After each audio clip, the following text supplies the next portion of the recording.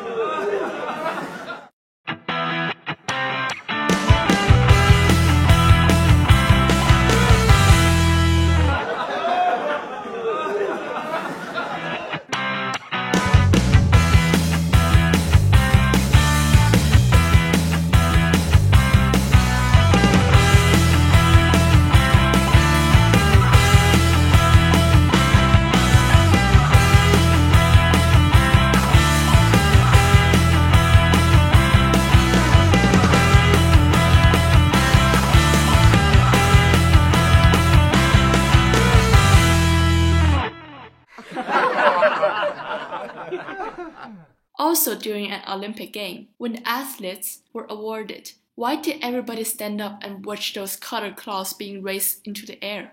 Just why? What in those fabrics is so fascinating that makes everyone watching them for a minute or two while saying? Also, have you ever watched those winners in athletics? Bolt, for example, holding the green, yellow, black cloth and running around? Is that a special towel for them? Well, as you might have heard, that this is his national flag.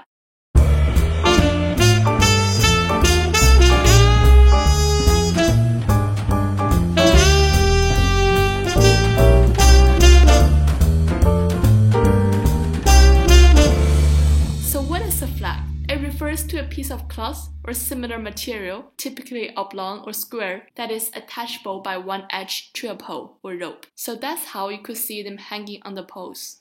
And you may want to ask, what does it mean by national? National refers to something common to a large body of people inhabiting a particular state or territory, and they're united by common descent, history, culture, or language. So altogether, national flags are flags used in reference to one's home country and indicates the nationalities. They could be used for multiple purposes: to direct public attention, to integrate citizens, to motivate public action, to create bonds, to reinforce goals among citizens. Okay, you may say, I know what they're used for, but why using flags? Well, comparing to other national symbols, flags are cheap, simple to make, easy to carry and display, and can easily attract attention with their lifelike movements in the wind.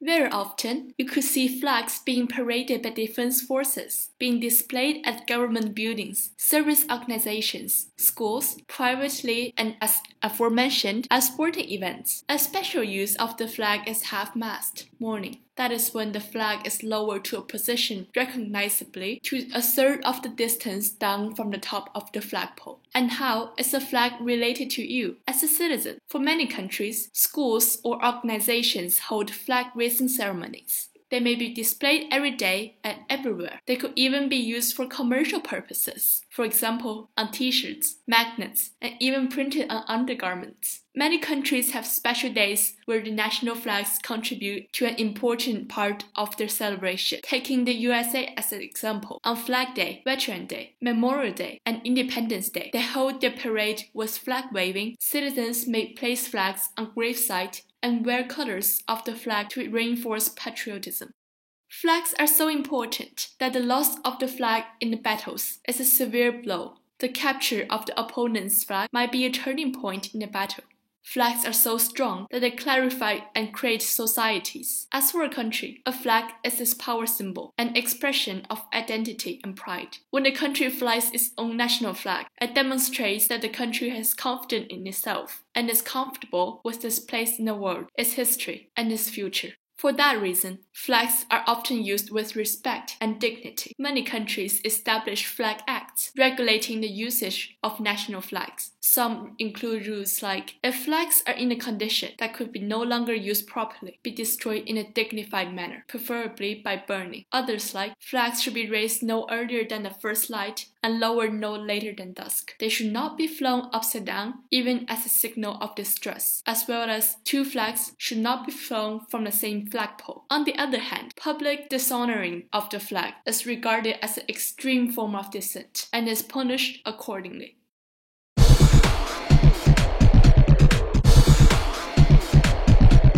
But why do flags deserve such attention and respect? Isn't it just a piece of cloth? Of course not. National flags are different. They carry certain meanings. Not only do they represent the general concept of nation, they also condense the knowledge, the values, the history, and the memories associated with one's nation, the strong emotional attachment felt for one's nation. At the very least, they represent national autonomy. At the most, they signify social political power and economic nationalism within countries and economic imperialism for larger and more powerful nations. As for individuals flying the national flags, it could be seen as a sign of pride and patriotism and an affirmation of loyalty and commitment to their countries. For many countries, the civic duty includes making public affirmation of loyalty to the flag.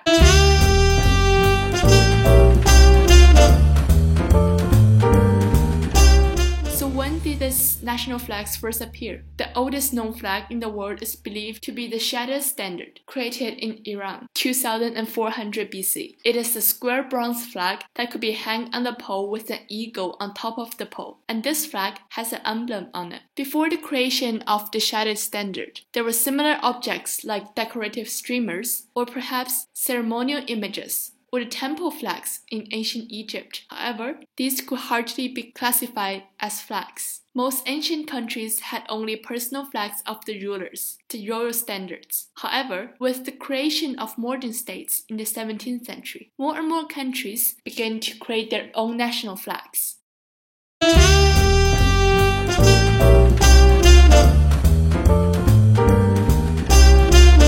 very often, the flag changes, mainly due to changes of the country's political status, which could be categorized to 4 types of events. First, when different parts of the country unite. That could involve moments when tribes unite, when kingdoms unite, when states unite. Secondly, when new regimes are created, which could refer to moments when a country gains independence, when new kingdoms are established, when a new government is established, when a new president is elected, when a party becomes the dominant party, when a new ruler ascends the throne, and of restorations. Also, at the end of a regime, when a regime collapses and monarchs change, and when the emperor is overthrown, as well as revolutions. Lastly, at moments of conflict, when a country is invaded and made to a colony.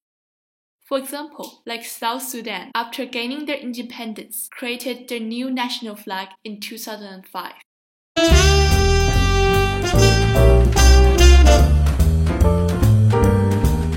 The various reasons which the national flag could be changed, it seems that a country's politics, in other words, the rulers, determine when to change the flag. An army officer may easily take down the flag. However, the power lies in the hands of the designer of the new flags. But where does the designer gain inspirations from? It is their way of life, their languages, their customs and practices, their values and worldviews. In other words, the political leaders themselves are not in charge of the flags, but the culture.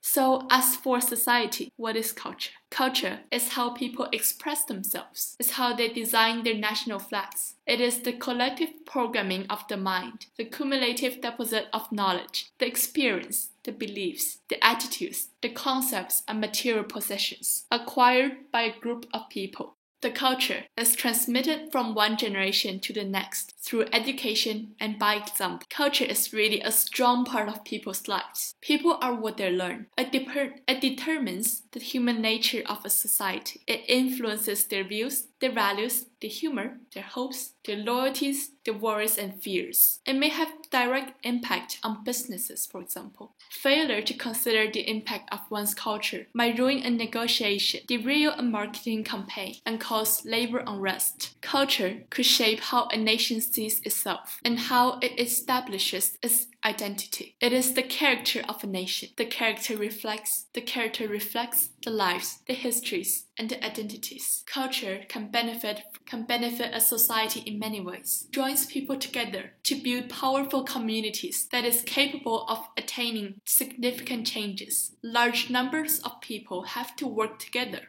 Culture is a powerful human tool for survival, but it's a fragile phenomenon. Since human beings are social creatures, we need to establish some form of attachment. In other words, national attachment. That is to say, we need cultural, national identities. We are protected by our cultures, and our cultures need us to protect it. But how? Through unified symbols, culture, national symbols. And I guess this is the point when you are able to tell me the word, you know it, national flags.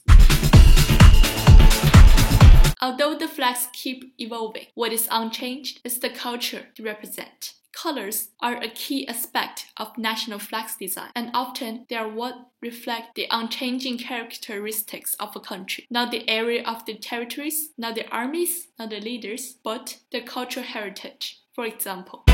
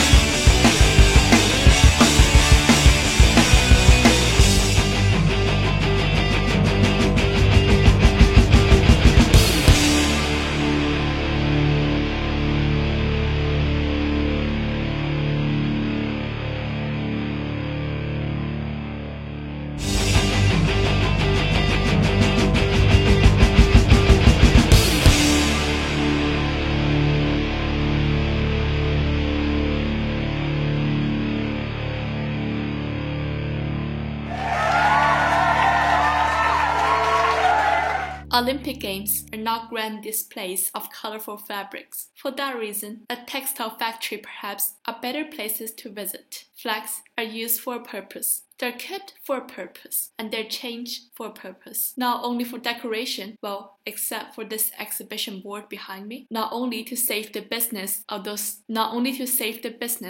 those textile factories, but to encourage people to remind